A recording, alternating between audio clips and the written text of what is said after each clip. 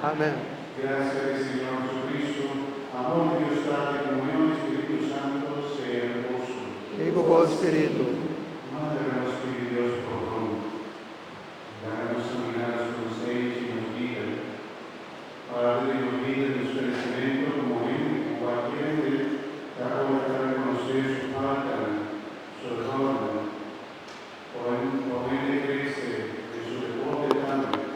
El digo de consejo de Dios para más, el digo de alto, siempre de su vida, de su deporte, de lo que hace Señor para la iglesia, como deportista, pero como persona nada. Y cada uno de nosotros caminando delante de Cristo Jesús, Señor Dios, mi Dios, Señor Dios, misericordia y bondad, a nos errores, y nos que pide, Señor Dios, fortaleza, a nos por cambia lo que está difícil, para nos cambia y para llenarnos con su fuerza divina.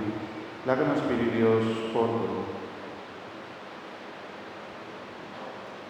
Y te confesar a Dios Todopoderoso y delante de tu Non mi appeca mancha tanto. a pensamento e palabra, a lo que me hace que gracias. Pa mi culpa, pa mi gran culpa, presentalo a la Virgen María, durante el santo, y vos, mi hermana, y reza para mí al Señor. Madre Dios Todopoderoso, por mostrarnos su misericordia, perdónanos pecados y danos vida eterna. Amén.